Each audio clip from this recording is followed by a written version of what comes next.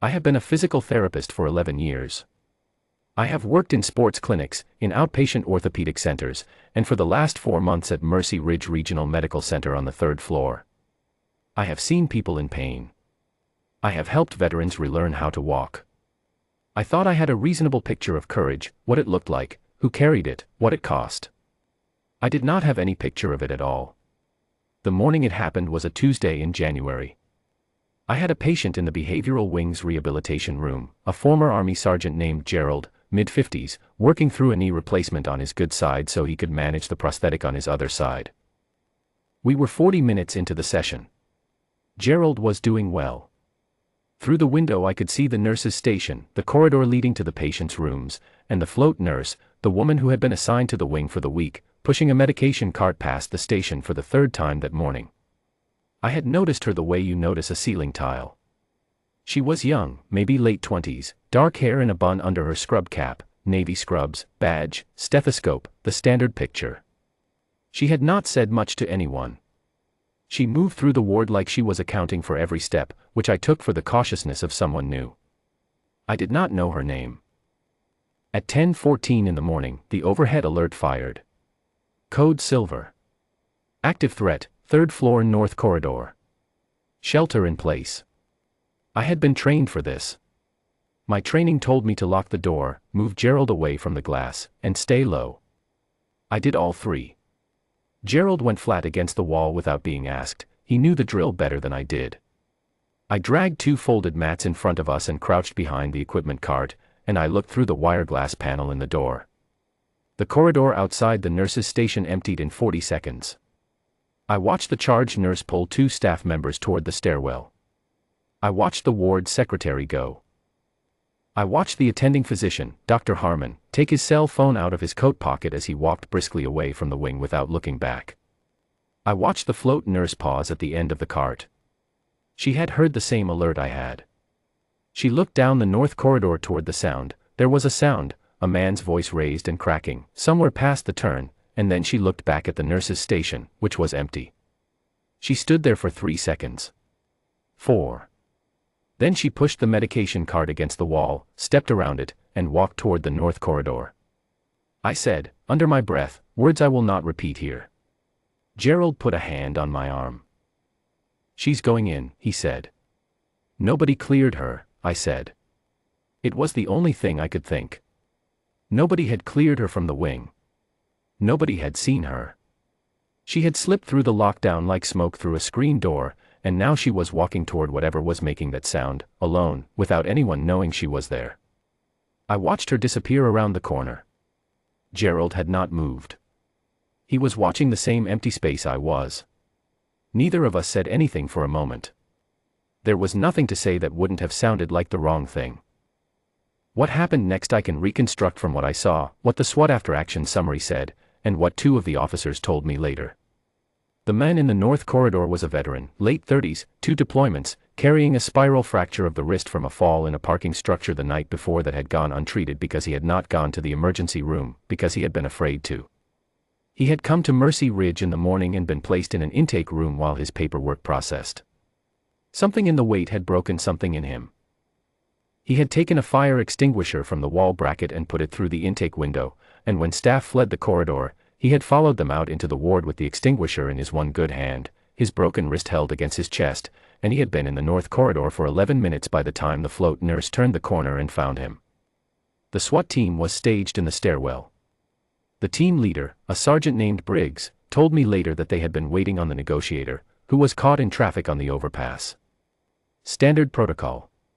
They were 12 minutes out. She had 12 minutes, alone, in a corridor with a man in crisis. I did not know any of that at the time. What I knew was the corridor outside the nurse's station. For 3 minutes it was completely silent. Gerald and I did not move. I kept my eyes on the corner she had turned. Then I heard her voice. Not what she said, not at first, just the register. Low, even, unhurried. The voice you use when nothing is wrong, when there is all the time in the world, when the thing happening is ordinary. It did not waver. I had heard voices waver in frightening situations. This one did not. I heard the man's voice answer. It was still raised, still ragged, but it had a direction now. It was answering her. Gerald shifted beside me. His jaw was set. He was listening the way a man listens when he knows what he is hearing. I heard her say, clearly enough for it to reach me around the corner, "You've been carrying that wrist since last night. Let me look at it." Silence. "I've splinted worse than that in worse places than this," she said. "I've got what I need right here. You let me work on it and we can talk while I do." Another silence. Then the sound of something being set down, heavy, hollow metal on linoleum. Gerald exhaled through his nose. She talked to him for 7 minutes. I could not always hear the words, but I heard the pattern, her low and steady, him ragged then less ragged then quieter, and I heard something in the cadence that I could not name. It was not the cadence of a crisis hotline, not the hedged and careful language of a de-escalation script. It was something more direct. It moved from the wrist to where he had slept, to whether he had eaten, to the name of his unit, which she repeated back in a way that made him go quiet for a long moment. Whatever she said after that, I could not hear. Then his voice broke. Not into rage, into the other thing. The thing on the other side of the wall from rage, which is worse in some ways and better in others. I heard it go from loud to very small in the span of one sentence, and I heard her say something low and firm, and then I heard the sound of a man's knees on linoleum. She had him down. I heard her moving then, specific, deliberate sounds. The snap of a glove. A drawer opening. The tear of packaging. She was working. Gerald put his hand on my arm again, tighter this time. "She's splinting him," he said. His voice had gone very quiet. She splinted a spiral wrist fracture in a hospital corridor, alone, while the men cried, until the SWAT team came through the stairwell door. Sergeant Briggs told me the negotiator arrived at the parking structure at the same moment his team cleared the stairwell door and entered the corridor. He said his team stacked on the corner, signal, go, and came around the turn to find the man on the floor with his back against the wall, his wrist wrapped and stabilized with a makeshift two-finger splint, and the float nurse kneeling beside him with her hand on his good arm. Briggs said his team held. She looked up at them over her shoulder and said, "He's calm. Wrist is fractured, mid-radius, not displaced. He needs imaging and ortho. He also needs someone from behavioral health, not in 30 minutes, now." She looked back at the men on the floor. "I told him you'd make that happen." Briggs said he told her yes. She looked back at the men. "Hear that?" The men nodded. That was the moment a figure stepped through the SWAT team from the back of the corridor, not in tactical gear but in a service uniform, a man with silver at his temples and a rank insignia I recognized from enough television to know it was well above sergeant. He had come with the second wave of responders. He stood at the edge of the team and looked at the float nurse kneeling on the floor.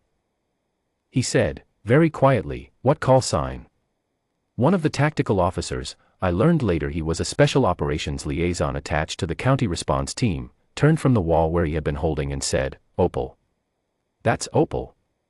3rd Marine Expeditionary, FMF Corpsman, 3 deployments. I ran a radio channel with her team out of Helmand in 2019. She held a CCP alone for 5 hours in a complex attack. 5 hours. He paused. Valor commendation. I didn't know she was here. The man on the floor looked up at her. He had heard all of it. He said something to her, I could not hear it, and she said something back, still in that same low register, and for a moment the corridor was completely still. I had come out of the rehab room by then. The lockdown tone had dropped 30 seconds earlier and nobody had thought to tell me to stay inside. I was standing at the corner of the nurse's station with Gerald behind me, and I watched what happened next. The colonel, I learned his name and rank later, I will call him what he was, a colonel, removed his cover. He held it against his chest and walked through the space between his men to where she was still kneeling on the floor. He stopped 3 feet from her. She looked up at him. He said, "Corpsman." And he saluted her. Not a quick one. The full thing, the sustained thing, arm raised, held. Behind me I heard Gerald make a sound I had never heard from him in 4 months of sessions. It was not loud. It was not grief and it was not pride exactly, it was the sound a man makes when something lands that has been a long time in the air, and the landing is harder and truer than he expected. The tactical officers in the corridor, there were 6 of them, armored, weapons down, they saw the colonel. And one by one, starting with the liaison, they came to attention. A full salute, in a third-floor hospital corridor with a man sitting against the wall getting his wrist splinted, on a Tuesday morning in January. The charge nurse had come back. She was standing 2 feet from me. I heard her try to say something and stop. The float nurse held the colonel's gaze for a moment. Then she stood. She was not tall. She stood like she was. She brought her right hand up and returned the salute.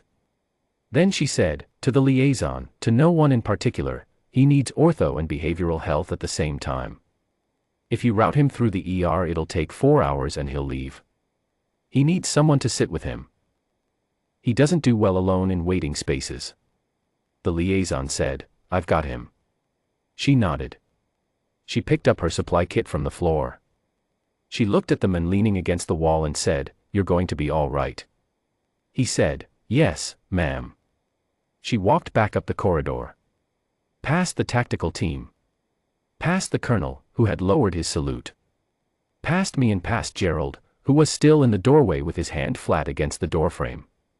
She stopped at the medication cart she had pushed against the wall before the corner, checked something in one of the drawers, and went on with her round. Gerald said, softly, to no one, 5 hours. I could not speak. I had 11 years in this field. I had worked with people who had been through things. I had thought I understood something about what it looked like to move through a crisis and not be moved by it. I did not know that it looked like this, a woman in navy scrubs, checking a medication drawer, while 6 tactical officers and a colonel stood in the corridor behind her, and the charge nurse who had not thought to clear her from the wing could not find a single thing to say. I learned her name from the liaison, later that afternoon. I will not write it here because she did not ask for any of this to be written. But I know it. And I know what she was, and what she did, and that on a Tuesday in January in the 3rd floor behavioral wing of Mercy Ridge Regional Medical Center, in a crisis nobody planned for and a lockdown nobody managed correctly, the person who walked toward the sound when everyone else walked away was the one nobody had cleared. Nobody had thought to clear her. She hadn't needed clearing.